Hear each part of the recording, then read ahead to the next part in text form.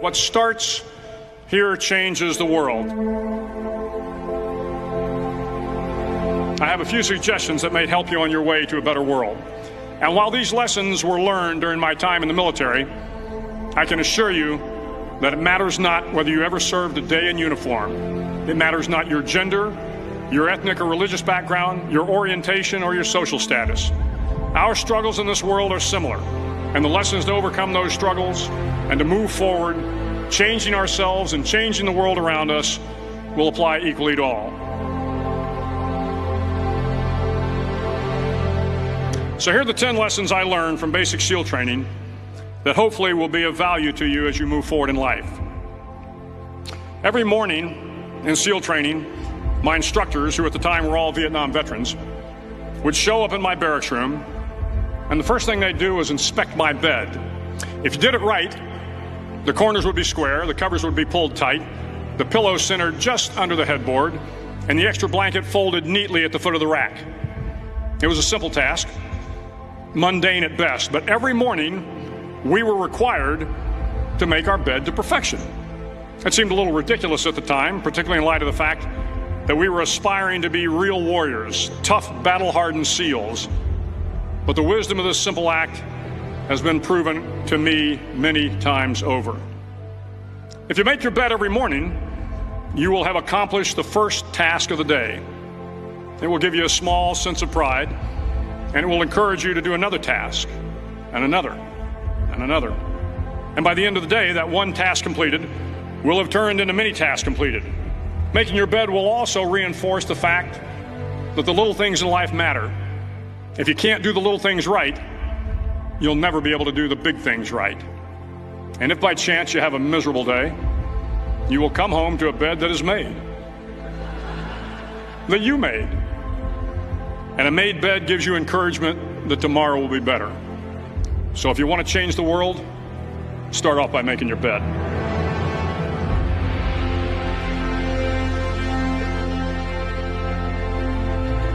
During SEAL training, the students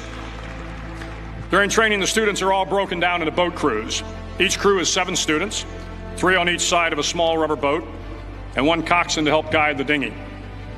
Every day your boat crew forms up on the beach and is instructed to get through the surf zone and paddle several miles down the coast. In the winter, the surf off San Diego can get to be 8 to 10 feet high, and it is exceedingly difficult to paddle through the plunging surf unless everyone digs in. Every paddle must be synchronized to the stroke count of the coxswain. Everyone must exert equal effort, or the boat will turn against the wave and be unceremoniously dumped back on the beach. For the boat to make it to its destination, everyone must paddle. You can't change the world alone. You will need some help. And to truly get from your starting point to your destination takes friends, colleagues, the goodwill of strangers, and a strong coxswain to guide you. If you want to change the world, find someone to help you paddle. Over a few weeks of difficult training, my SEAL class, which started with 150 men, was down to just 42. There were now 6 boat crews of 7 men each. I was in the boat with the tall guys, but the best boat crew we had was made up of the little guys, the Munchkin crew, we called them. No one was over 5'5". The Munchkin boat crew had 1 American Indian, 1 African American, 1 Polish American, 1 Greek American, 1 Italian American, and 2 tough kids from the Midwest. They out-paddled, outran, and outswam all the other boat crews. The big men in the other boat crews would always make good-natured fun of the tiny little flippers the Munchkins put on their tiny little feet prior to every swim. But somehow these little guys from every corner of the nation and the world always had the last laugh, swimming faster than everyone and reaching the shore long before the rest of us. SEAL training was a great equalizer. Nothing mattered but your will to succeed, not your color, not your ethnic background, not your education, not your social status. If you want to change the world, measure a person by the size of their heart, not by the size of their flippers. Hi. Hello. Hello. Hi. Yeah. Well, they got Thank you for having me. Yeah, no worries. This is gonna be kind of short because they cut it short. So let's get right to it. What happened when you got Uh, arrested? When you got well, arrested? I got arrested, and there was $100,000 warrant out for my arrest, and I was actually at the courthouse filing documents to try and stop basically the suppression of my ability to move around freely.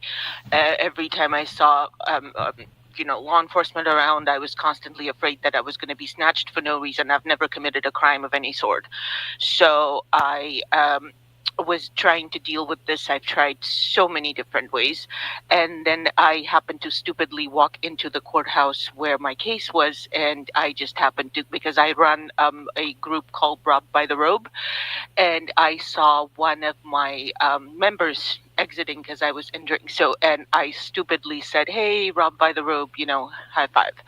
And I guess one of the deputy DAs was nearby, and she heard my voice and probably recognized me because I have an accent, which is recognizable.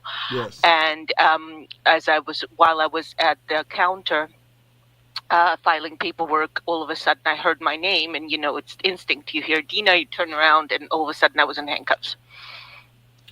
So then I was brought to Los Colinas, which is the female facility here in San Diego. And 2 days later, I had a court hearing where, of course, it wasn't really an important hearing. It was more like a formality. Yes. Because, it's $100,000 bail. I was never going to be able to afford that. So, Yes. And then 7 days later, I was sentenced to a year in jail. I have never had a trial. I've never seen a jury. I've never been able to present any kind of defense. What was the charges? The charges are violation of a restraining order. And who's it The against? restraining order.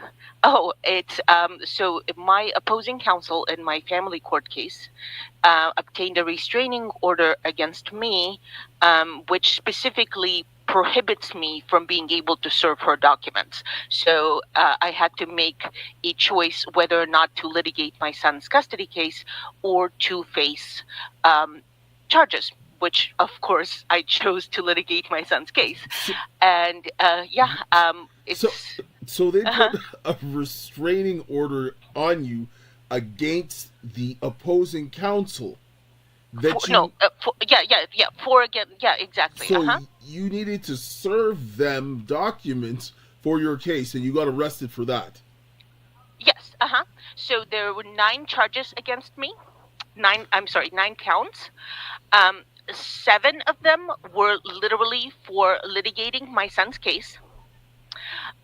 8 was so in the restraining order, there's a provision that says interaction in court is fine. So basically that means if I see her inside a courthouse, I can even be like, "Hey." But that did not happen. I happened to just be in the courthouse with another mom whom, oh, by the way, the opposing counsel stole her children as well. So we were What's the opposing counsel's name? Linda Joyce Alexander. Okay. She's located basically across the street from the courthouse. So everybody, it's a long string of people who are involved in this. Oh yeah. So, just for people who are watching, what's your name? Introduce yourself. Oh, my name is Dina Sarkisova. I identify as mom of a kidnapped son. My son is Hayden Haynes. He was kidnapped from me 7 years ago when he was 1 month short of 11. And today actually happens to be his 18th birthday. So I since then began a group called Robbed by the Robe. And I haven't, up until recently, I was running an Instagram page with the same name, Robbed by the Robe, the kidnapping of Hayden Haynes, which is currently on hiatus. And my opposing counsel, after snatching my son, also snatched 2 more children from a mom who really did not mess around and who went ahead and filed a racketeering lawsuit against her. Yeah. So what happened when you were in court? Because I read the documents I swear everything is I, God honest truth. no, no. I when I read the documents, I was like, the judge forced you into a situation like that. The court did this, right, to create so that you would get arrested, because what you were doing was asking for, I need to get proper representation. I'm not getting it, and the court forced you to sit in that situation. And it's like, either take what we're giving you or you're going to get arrested. That's not what the court's designed to do. So after they allegedly had a trial without me, which they did not, I actually have thank goodness I thought to do this, a recorded phone call with a clerk who said, yeah, I don't know what you're talking about. There was no trial. Then I was told that there'd be a warrant for my arrest if I didn't show up to a sentencing. But during that time, because I already knew that they were faking a trial for me, yes? You know what they're describing to you right now. What do you mean? If you go and read Title 18, you can't do this. Well, no, you cannot do any of this. But the thing is, nobody's reading any Title 18 or anything else. It's trafficking. It's trafficking, yes. Sorry. It is absolute human trafficking. They're using everybody, including the county, including the jail, including the deputies, everybody. The courthouse is basically exacerbating this county in a situation where everybody's facilitating trafficking and have no idea they're doing it. Or maybe they do, but as far as I know... No, because you read it in Title 18, it tells you about simulated court hearings and so forth. You can't do this. Yes, you can't do that. That's literally trafficking, and it puts you in a situation. This is. I have a recording, like an audio recording, provided by the courthouse, where a judge says, "You have never committed a crime." I have never committed a crime. I'm sorry, I have to say, I have committed one tiny crime 8 years ago, and it's been taken care of, expunged. Like, my record is absolutely clean. They trapped me into this situation to put me in jail because I was this close to blowing what happened to my son. It's punishment. This is like the mafia. This is exactly the mafia. That's why I called them Mafia Family Court. The judge who put me in here, his name is Daniel Link. I later found out, you know Daniel Link? No. It just makes it worse. It makes it... yeah. So the judge who put me in jail 2 weeks ago, Daniel Link, I later found out that his dad, Fred Link, is really close friends with the judge who stole my son, which is Harry Powazik. I'm sorry, this is out of control. Like, I remember when I saw those documents, I was like, I cannot believe that they're this brazen. Yes. Like, to throw somebody, force you in a position that you're going to go to jail, force you to be in that situation. That is absolutely absurd. This is what needs to stop. This is why judges need to be arrested. This is why I actually posted on my Rob by the Rope page. I literally made a post that said, "Watch out, judges, the indictments are coming." Oh, yes.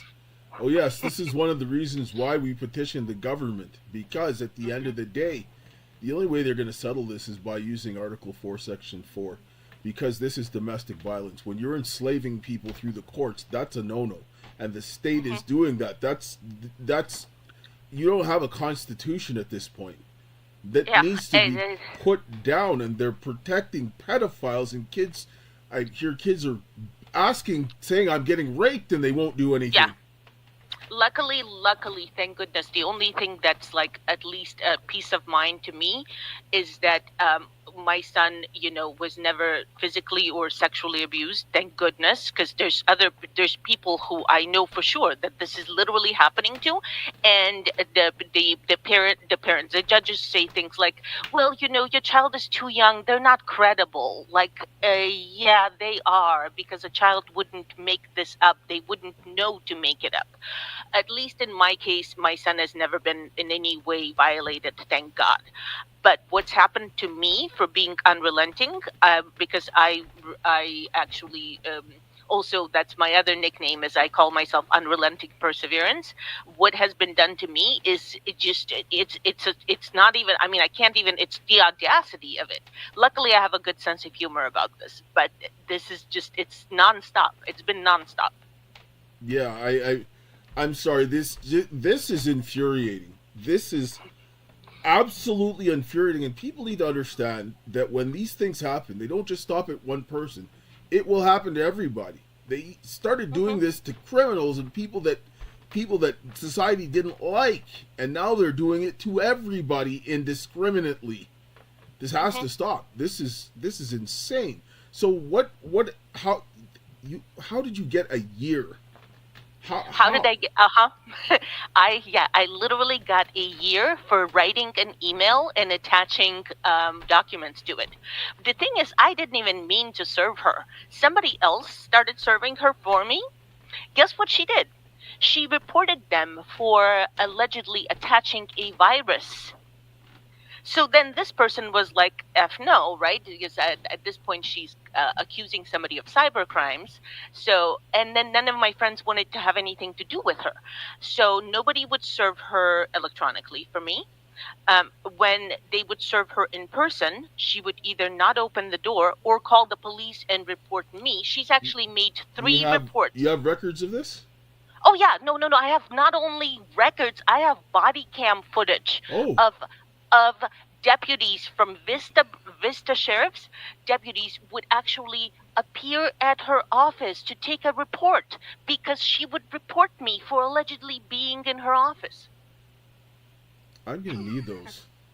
Oh, you can have. Oh, absolutely. Most definitely. This is, I mean, I've been dealing with you now for a couple of years, and this doesn't make sense. I've never come across you violent in any way. You're the person who doesn't like problems. Yeah. I think that I was just targeted because they knew that I lived in San Diego alone with a small boy. Like my family was in LA, and their English is not their first language. You're an immigrant. Yes, and I think that they thought I would be an easy mark.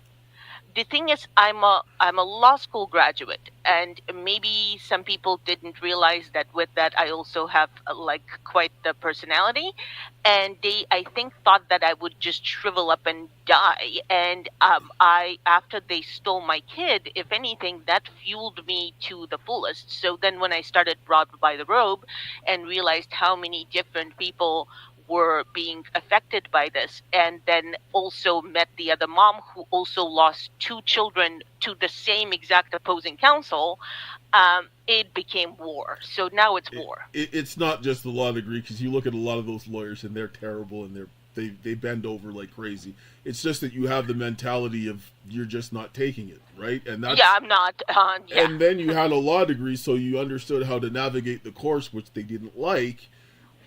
Right? Well, yeah, but apparently that's not my law degree. Honestly, just it helped in the fact that I'm an unrelenting pain in the ass. But apparently, that is not how they practice law. What I learned in law school, when I learned in law school, none of it was applicable. No, they do nonsense. In fact, Judge Link and I went to the same law school, and he was a year ahead of me, and I remember him very well, and I thought that he was a cool guy, and now he shoved me into a jail. Oh, Jesus wept. All right, I know that we're very short on time here. What do you want to say to people? How can they help you? Because you only got a couple minutes left. How can they help me? There's really, I should have thought about it. Honestly, I don't really know what to say except however you feel, because I trust you completely and you have my habeas corpus in front of you and you know what needs to be done on a more you've been in behind the scenes a little more than me. I've been behind the scenes in San Diego County specifically, but you've been behind the scenes nationally.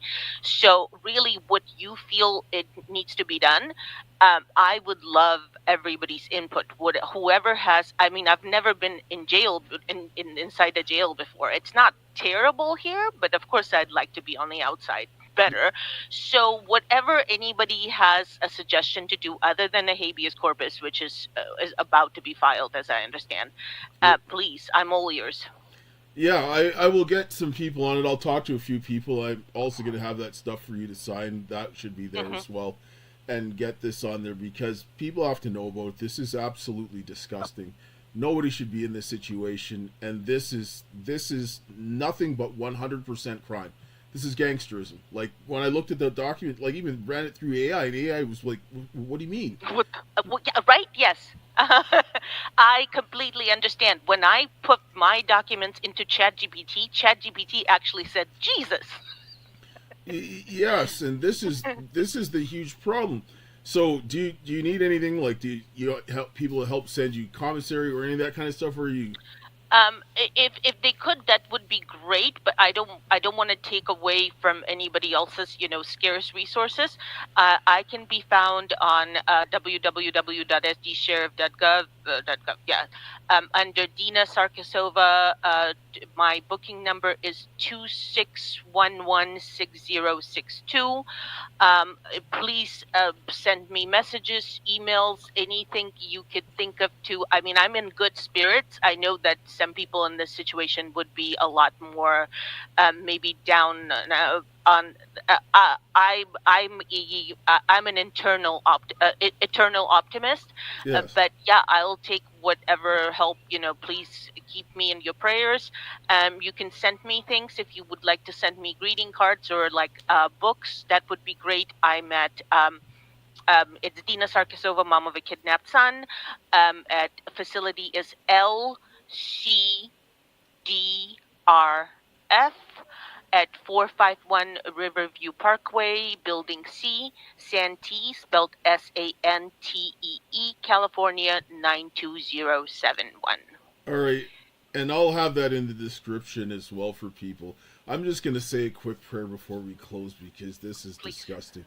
Heavenly Father, Lord, we thank you for this day, and Lord, we see Dina's situation here, and Lord, I ask of you this day to open a door of mercy, to release her from this prison, and to help these people to get that put her there to come to accountability, and help the people to stand up to deal with this wickedness is my prayer. In Jesus' name, amen. Thank you so much, and I hope I'll see you tomorrow, and I hope I'll be on time. Yes, I'll be there tomorrow. All right. God bless. All right. Bye.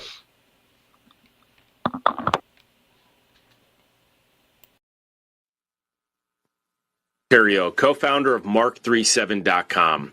I spent my career in Silicon Valley working for high-tech infrastructure companies, and I've witnessed firsthand the surveillance apparatus they've built. Most of you already know we're in a digital war right now, but are you really aware that we're trying to fight this war with the weapons and tools of the enemy? That Android or iPhone in your pocket, that MacBook or Windows laptop, it's a tracking device feeding everything you say and do to companies that want you under their control or eliminated entirely. Every text, call, location, even how long you pause on a post, they track it all and use complex algorithms to then use this data to manipulate your behavior. If you knew someone hacked your devices and was selling your data without your consent, you'd be furious and terrified. So why are you okay with these companies doing this to you right now? Here's what they don't want you to know. There is another way. At Mark37.com, we offer phones, laptops, tablets, and even basic flip phones, all running systems big tech can't access unless you explicitly give them access. And what's even better is you also don't need to sacrifice productivity. I'm one of thousands of geeks mobilized across this country, building tools and providing education and support to help you live anonymously online before they enforce digital ID. Go to mark37.com. Sign up for a free 30-minute digital privacy consultation. Join hundreds of thousands who have decided to stop feeding their data to companies actively working to enslave us. Take back your communications. Take back your data. And may God bless you on your journey.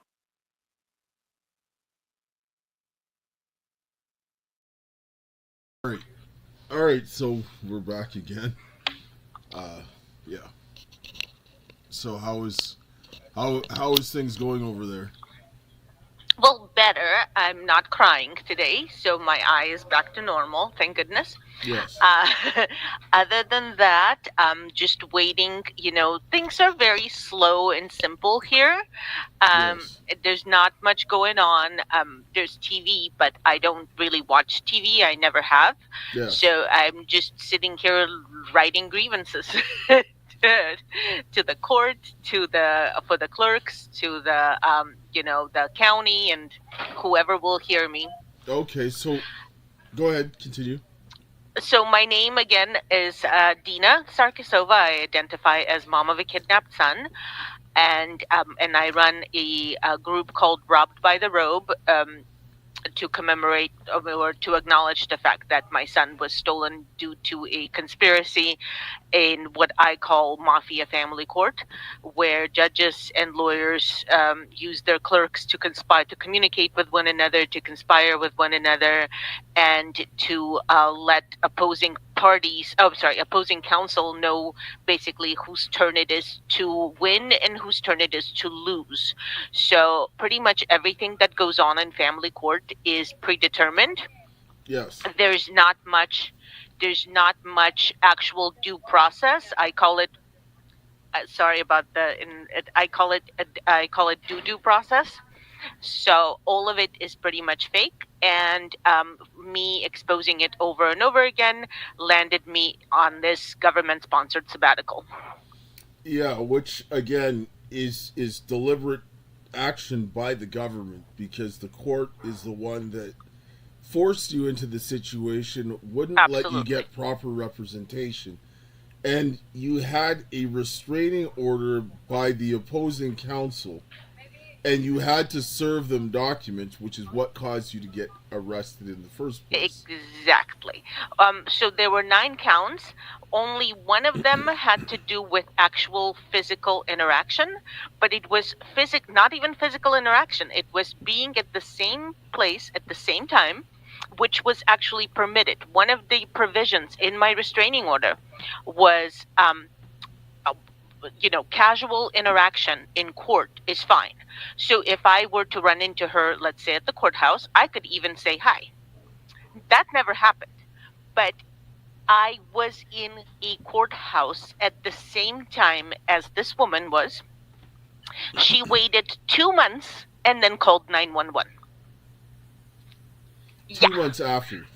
2 months after, she called 911 to report me for being in a courthouse at the same time as her.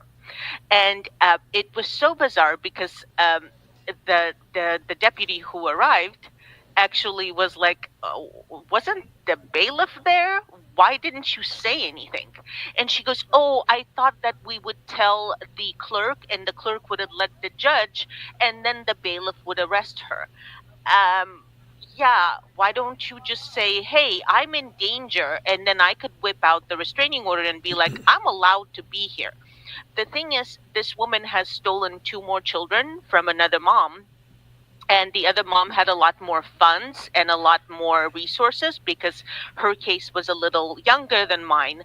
So her case was fully imaged. This is another thing we have in San Diego, is a lot of cases are not imaged, and mine was not imaged. There was no order for it to become imaged until June of 2022. What do you mean imaged? So, there's such a thing as register of actions, which is basically the chronology of any case. Yeah. In my case, because it initially originated in my family case, it initially originated in 2012. Everything was just on paper. So you cannot just arrive to a courthouse, look up my case number, and see what's been filed and under what circumstances. Yes.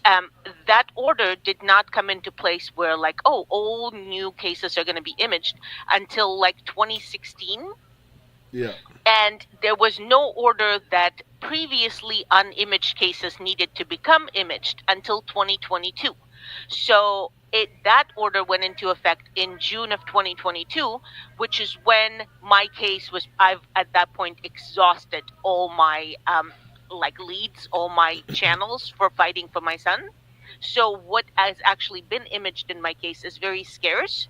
Luckily, I just have a really good grasp of, I have all the physical copies that I've been imaging and actually posting online. The other mom's case began in 2018, so every single document in her case has been imaged. Yes. So, yeah. What I wanted to say is the woman saw you in the court, then 2 months later called 911.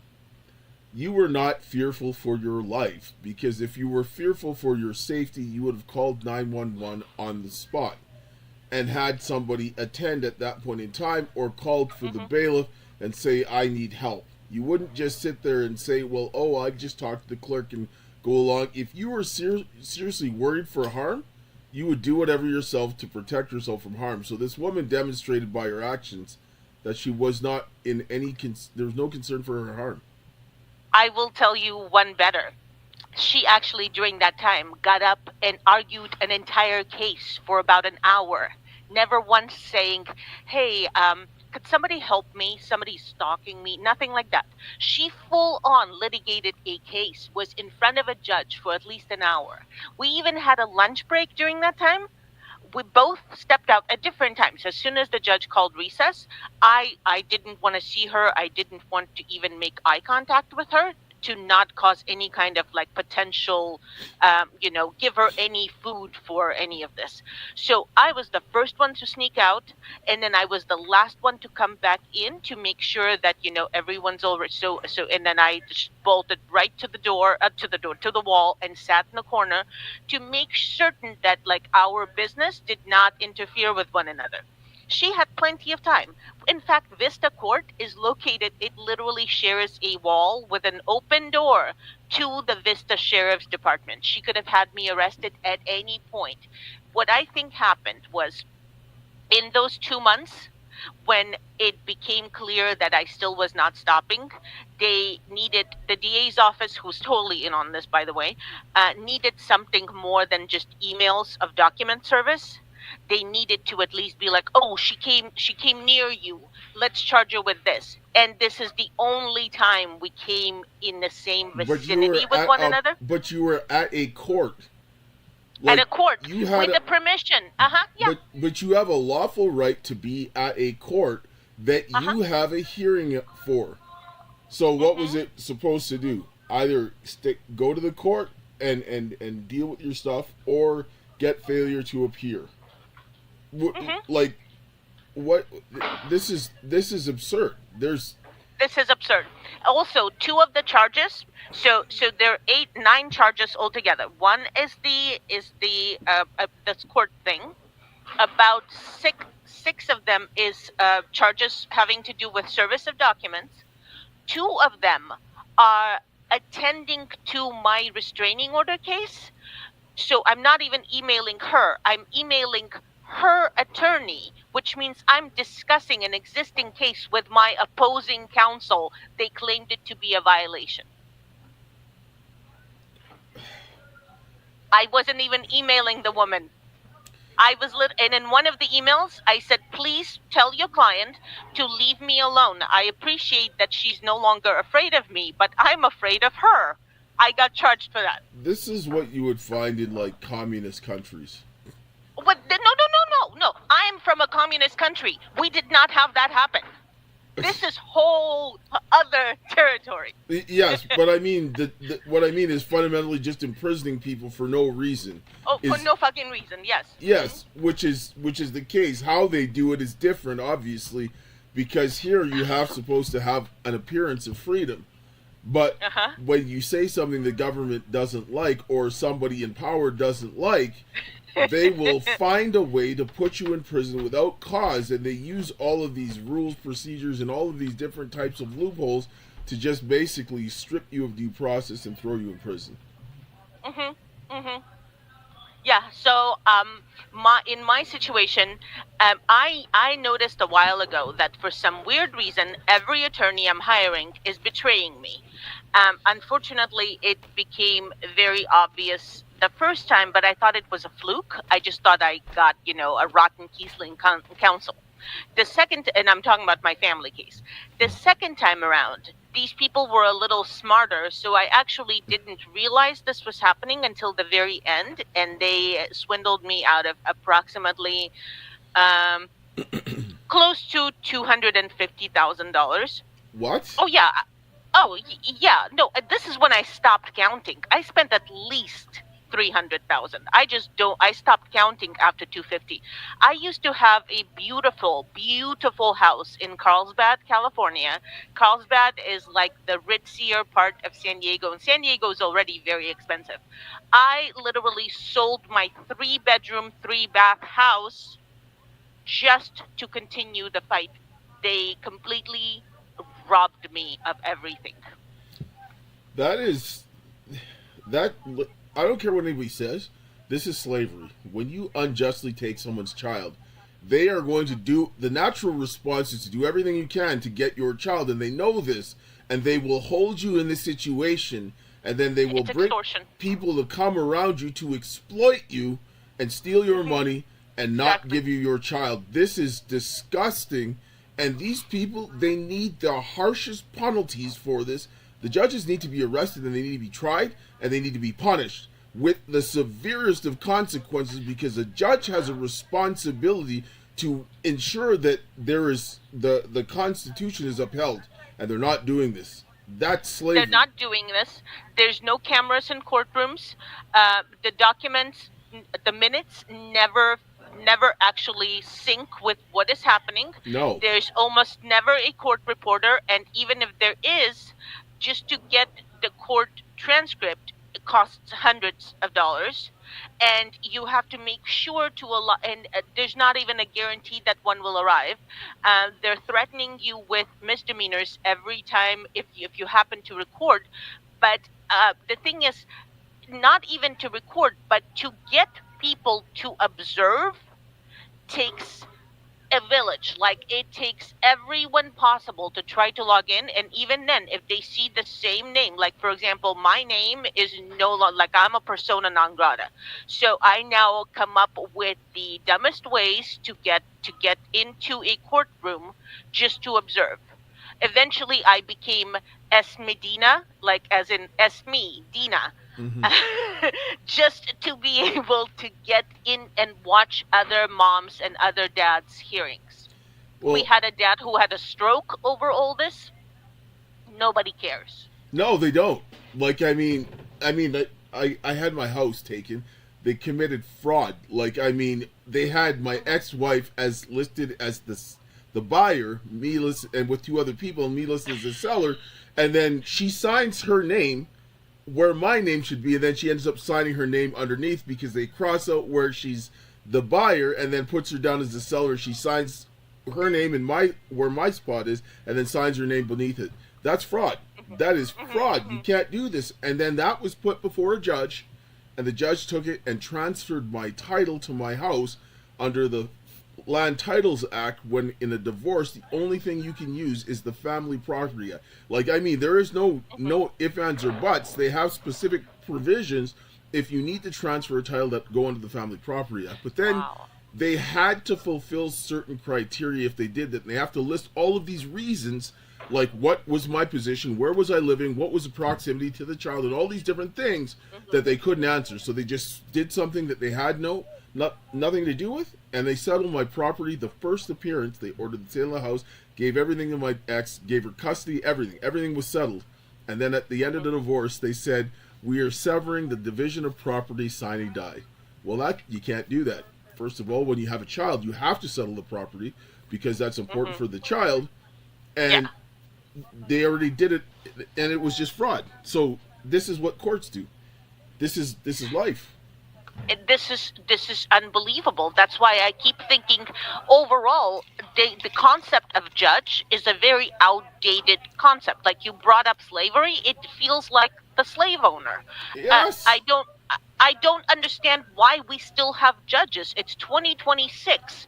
We can do, like, my idea has, for a while now, I've been saying what it needs to be is panels of educated people. Basically, they sit like a jury but function as a judge, because they're not just random Joe Schmo. They're educated people who have something to do with children. They could be, teachers, nutritionists, coaches, mental health professionals that actually serve a no more than a 2-year like 2 year enlistment or commissioning.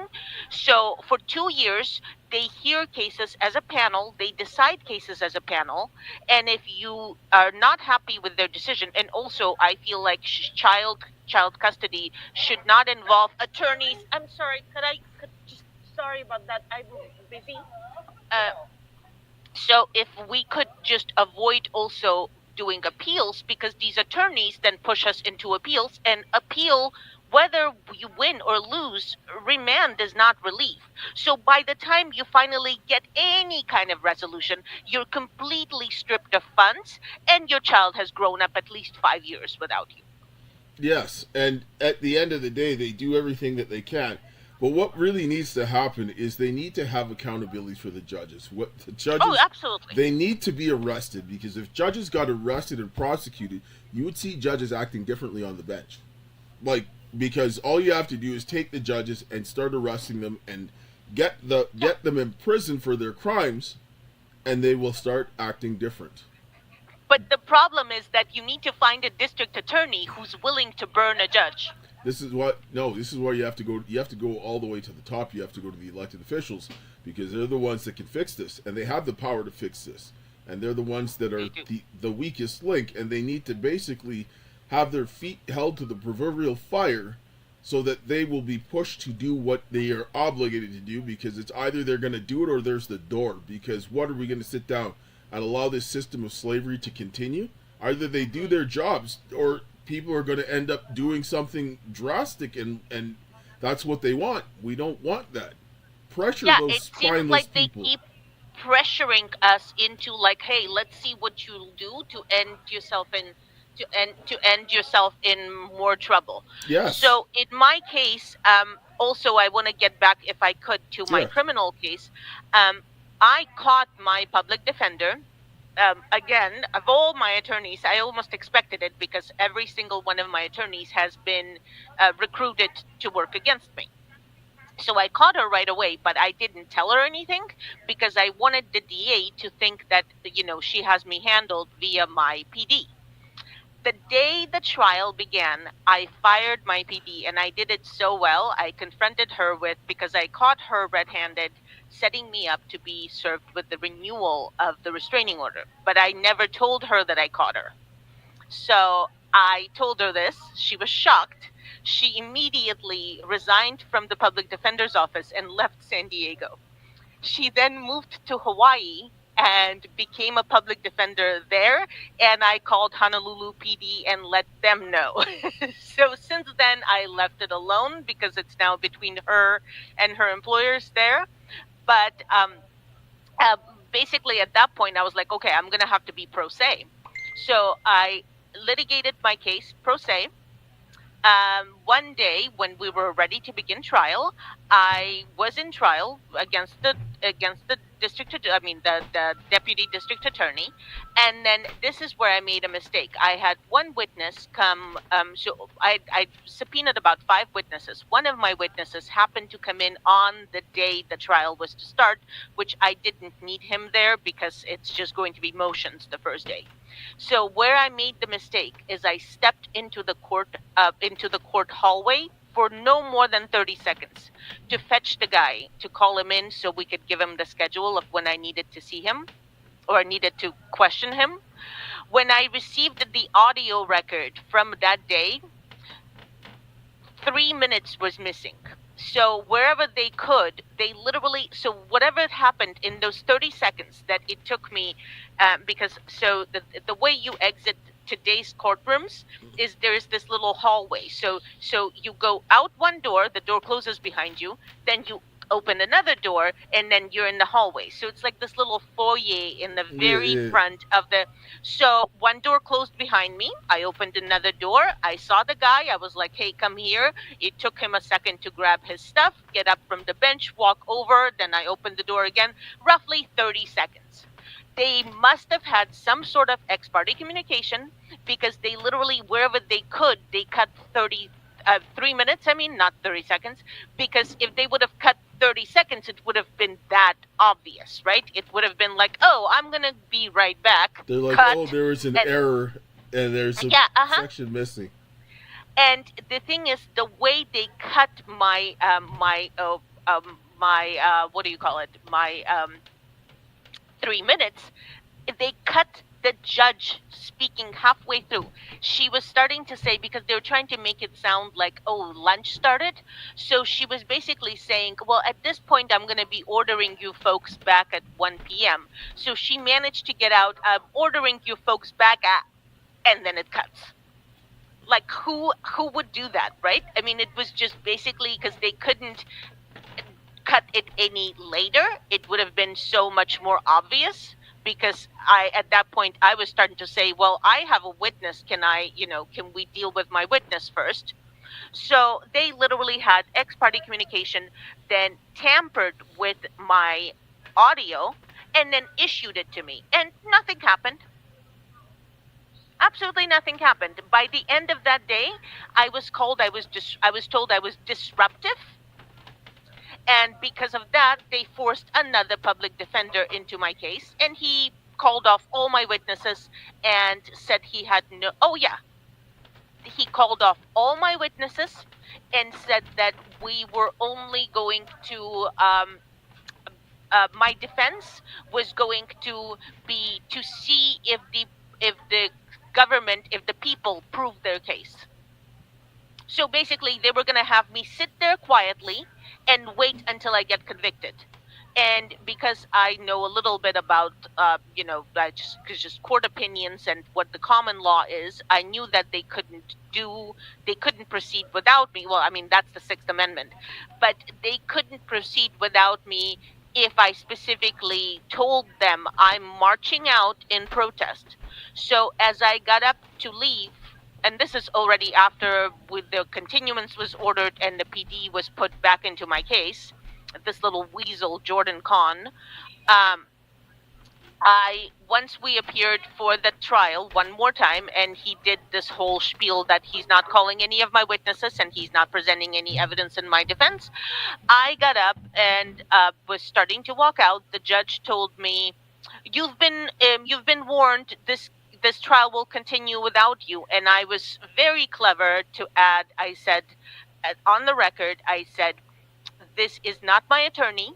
If he's not willing to call my witnesses or present my evidence, then this is not my trial.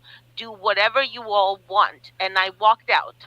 The judge made a finding that I absented myself voluntarily and found that I had disdain for the whole process. That's not what happened. What the judge did was force you into a situation where the person who was there was not representing your interest. It is impossible for you to have due process when the counsel that you said is not yours is throwing you under the bus, and then the judge accepts this as your case. That is literally a crime, because you're allowing you're basically allowing somebody to be imprisoned without cause because you want to. And then now because you want to, because you cut them off from their defense. That's not the way that works. That is not the way that works. At one point, one of the motions in limine that day for the DA was they request, because they filed these things ahead of time, the paperwork, they were going by the paperwork that was previously filed. One of their motions in limine, which motions in limine means motion, request ahead of the proceeding, was not to call one of my witnesses, to basically exclude one of my witnesses who they particularly found threatening, which is the other mom whose 2 kids were also stolen. The judge looks at my public defender straight at him and says, "Is this even relevant anymore?" He knew that my PD was not going to call any witnesses. Do you understand what I'm saying? He knew ahead of time that this was no longer relevant because nobody was going to be called. Also, funny little detail, my PD had another trial going on simultaneously in a different courtroom. He checked out about, allegedly, they pretending like they had a trial for me, but they did not, because the clerk, as I mentioned yesterday, the clerk told me there was no trial for me. But at one point, my PD apparently informed the court, the judge, that he was under the weather and disappeared, and they put in another guy. It is a joke. It's like a really bad, very, very badly written John Grisham novel. This is I don't understand why they're not afraid. I don't understand. It's because they have control over this and they get away with it all the time. This is ridiculous. This is wickedness, and people are losing their lives because of this. Mm-hmm. Like, you're in jail for a year for what? For what? Yeah. You were not allowed to present a defense because the court blocked you, and the counsel that you said you fired, they forced the counsel to stay there and go ahead to throw you under the bus. I've told everybody before, also another institution that should not exist anymore is the public defender's office, because I call them the DA's clingy friend. It should, all defense, all government-sponsored defense should be outsourced to private attorneys who basically get subsidized. Like there's an office of assigned counsel.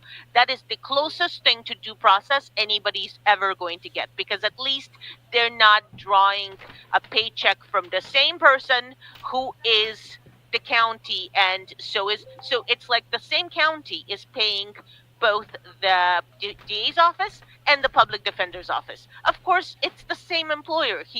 This employer is gonna be like, okay, you two make my headaches go away, which is what's happening. This is insane. Like, I mean, this is absolutely insane. The fact that they're doing this type of filth, and getting away with it, it's nuts. It is absolutely nuts. We're almost out of time here, so what do you want to say to people before we go? I'd like to also mention that my son was a cancer survivor, and they did this knowing that they were doing this to a child who was in remission and did not care that he would not receive any health care, nothing. And the more noise I've made about this, the more they retaliated against my family. Thank you so much for having me. I know you want to probably close with a prayer. Yes, I do. All right. Heavenly Father, Lord, we thank you for this day. We thank you for this situation. And Lord, I ask of you to quickly move on this situation and help people to come forward to help this situation and get justice for Dina and her family is my prayer in Jesus' name. Amen. Thank you. Thank you so much for having me. Yes. Yeah, you're welcome. And I see what we can do. This can't happen anymore. This is terrible. This is absolutely terrible. All right. God bless. God bless. Bye-bye. Thank you. Bye.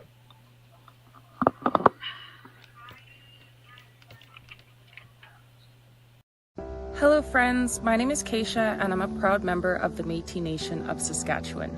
And I'm also a survivor of human trafficking. My trafficking began in Saskatchewan, moved into Alberta, and even crossed into the United States. I was stalked, hunted, and ignored by the very systems over the last 5 years that were meant to protect me. This is why, with my father Dale Richardson, we started the Caris Project. This is an Indigenous, survivor-led movement for humanity dedicated to exposing trafficking, government corruption, and holding institutions accountable. One of the most powerful tools that we are using is the petitions for redress of grievances. These are lawful constitutional actions rooted in Canadian and US law, and in treaties that tie us together across provinces, across states, and even across borders. These petitions are precedent-setting. They create a binding record. They demand accountability while representing reconciliation in action. Indigenous and non-Indigenous people working side by side to preserve liberty for all. But we cannot do this alone. We need your help to keep this movement alive, to raise awareness and to build a legacy of justice for Indigenous women, for trafficking survivors, and for families everywhere. Thank you. Please stand with us. Your support makes this work possible. Together we can restore justice, heal families, and defend freedom. And I will close with my favorite quote. The greatest want of the world is the want of men. Men who cannot be bought or sold. Men who in their inmost souls are true and honest. Men who do not fear to call sin by its right name. men whose conscience is as true to duty as the needle to the pole, and men who will stand for the right, though the heavens may fall. Thank you.